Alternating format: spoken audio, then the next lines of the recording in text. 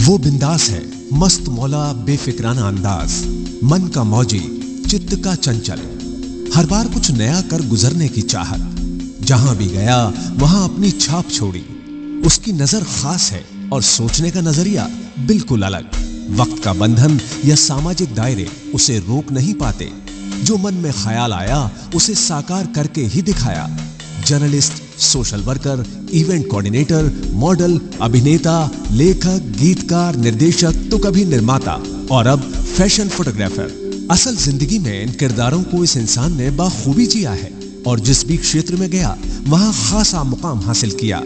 वो इंसान है प्रवीण तालान, जिन्होंने फोटोग्राफी के क्षेत्र में खुद को दुनिया के प्रमुख फोटोग्राफर्स की फहरिस्त में बहुत ही कम समय में स्थापित किया है।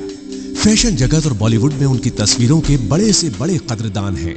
DLA outstanding professional of the year award से सम्मानित प्रवीण तालान की जिंदगी का एक बड़ा हिस्सा आगरा में ही गुजरा है। ताज के शहर से प्रवीण का गहरा नाता है। संचेतना, जिसने आगरा के युवाओं को मेट्रो सिटीज के कल्चर से अवगत कराया, अपने शहर से प्यार करना सिखाया, वो संचेतना प्रवीण की ही देन थी।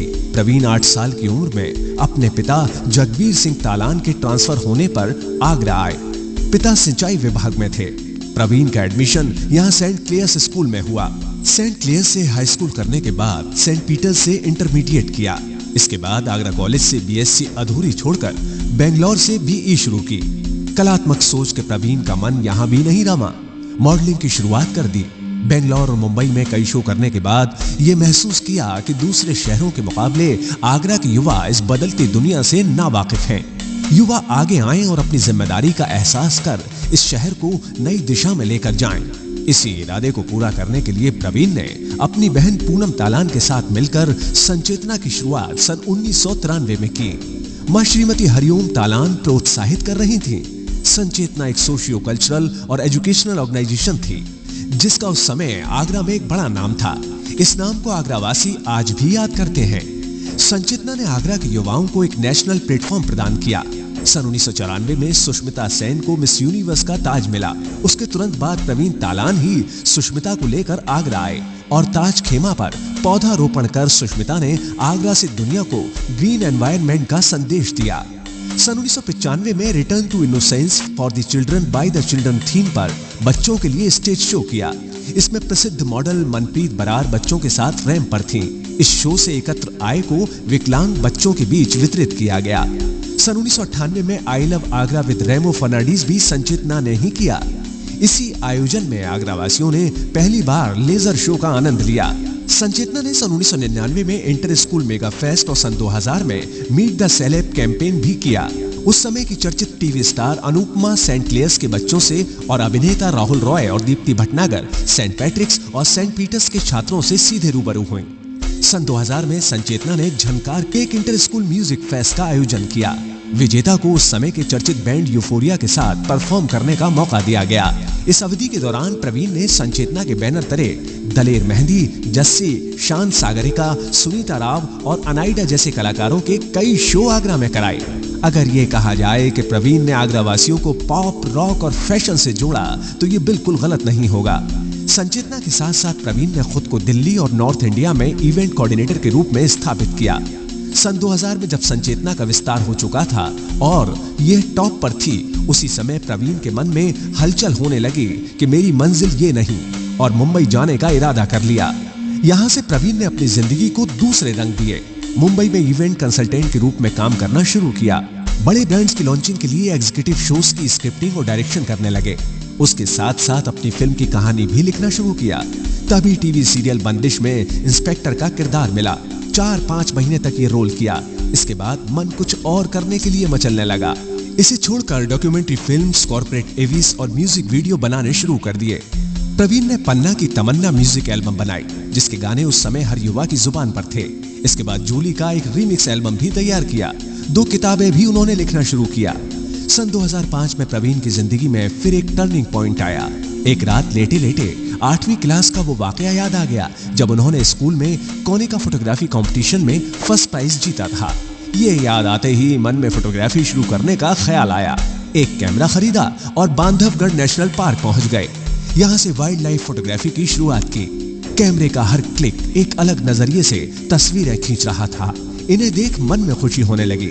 गेटवे ऑफ इंडिया पर शमा सिकंदर का एक फोटो उड़ते हुए कबूतरों के साथ कैद किया। इस तस्वीर में नेचुरल रूप से तिरंगे के रंग भी नजर आ रहे थे।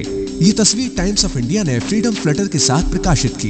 इसके बाद टेलीविजन इंडस्ट्री की नंबर 1 मैगजीन ग्रेट ने अपना कवर शूट कराने के लिए प्रवीण से संपर्क किया। इस कवर शूट के बाद प्रवीण आगे बढ़ते गए। मंदिरा बेदी, विद्या बालन, प्रियंका चोपड़ा के फोटो शूट किए। पाकिस्तान के चर्चित टॉक शो के लिए अली जफर और सोनिया जहां का फोटो शूट किया। प्रवीण के कैमरे से निकली तस्वीरें दुनिया भर में छा चुकी थीं। एक दिन फैशन टीवी से कॉल आया। पहली बार में लगा कि कोई मजाक कर रहा है। कॉल बैक किया तो ये कॉल इजराइल से थी। फैशन टीवी के लिए उन्होंने पहला फोटोशूट थाईलैंड के कोपनगन में किया। इसके बाद फैशन टीवी के लिए उन्होंने हांगकांग, साउथ अफ्रीका, इजिप्ट सहित कई देशों में फोटोशूट किए। फैशन टीवी फोटोग्राफर के रूप में स्थापित होने के बाद प्रवीण को होटल से फोटोशूट के ऑफर आने लगे। दुनिया के टॉप 5 में शामिल इजिप्ट के होटल सेवाई, टर्की के एडम एंड ईव होटल का फोटोशूट भी प्रवीण ने किया। फोटोग्राफी के साथ साथ प्रवीण ने बालिका हत्या रोकने के लिए बेटी टाइटल से एक डॉक्यूमेंट्री फिल्म का निर्माण भी किया है। एंटी करप्शन ब्यूरो के लिए 2.5 मिनट की शॉर्ट फिल्म से नो टू करप्शन बनाई, जिसे मुंबई के सिनेमाघरों में दिखाया जा रहा है। इस फिल्म के लिए महाराष्ट्र के उप मुख्यमंत्री आर पाटिल ने प्रवीण को सम्मानित किया। यहां तक कि AK-47 के साए में श्रीलंका में राष्ट्रपति का चुनाव लड़ने वाले जनरल शरद फोंसेका का फोटोशूट भी प्रवीण ने किया। बॉलीवुड के महानायक अमिताभ बच्चन की आने वाली फिल्म डिपार्टमेंट के लिए बिग बी, लव स्टोरी 2050 के लिए प्रियंका चोपड़ा, हरमन बवेजा, मौसम के लिए Shahid Kapoor, it's my life के लिए जयनेलिया और राम गोपाल वर्मा की रक्त चरित्र के लिए फोटोशूट भी प्रवीण से ही कराया गया। प्रवीण की खास बात यह है कि उनके कैमरे में विविध रंग और संस्कृति कैद होती हैं। फोटोग्राफी की फील्ड में महज 6 साल के छोटे से करियर में प्रवीण को इसलिए भी वाहवाही मिल रही है कि एक तरफ वो फैशन व ग्लैमर को शूट करते हैं, तो वहीं अपनी सामाजिक जिम्मेदारी को समझते हुए प्रवीण ने ग्वालियर एयरफोर्स, आगरा पुलिस को भी एक अलग रंग में दिखाया है। अपनी संस्कृति, कला, देश के हालात को नवीनता के साथ अपनी तस्वीरों में पेश किया है। अब एक नई म्यूजिक एल्बम मुंबई तुझे सलाम का निर्माण कर रहे हैं, जिसे वो मुंबई हमले में शहीद हुए हेमंत करकरे की स्मृति में बना रहे हैं। इस एल्बम में 9 गाने हैं, जिन्हें प्रवीण ने खुद लिखा है और आवाज दी है कैलाश खेर, कुणाल गांजावाला जैसे चर्चित गायकों ने। यह एल्बम 26 नवंबर को मुंबई पुलिस के समारोह में लॉन्च किया जाएगा। आगरा में ताजमहल को सिर्फ मोहब्बत की निशानी नहीं, बल्कि कला और हस्तशिल्प के रूप में पहचान दिलाने के लिए प्रवीण ने हाल ही में ताज को प्राचीन और नवीन संस्कृति के तालमेल का रंग देते हुए सामने रखा है। वक्त चाहे थम जाए, आओ चले, इस गीत के साथ प्रवीण का ये सफर आज भी बदस्तूर जारी है।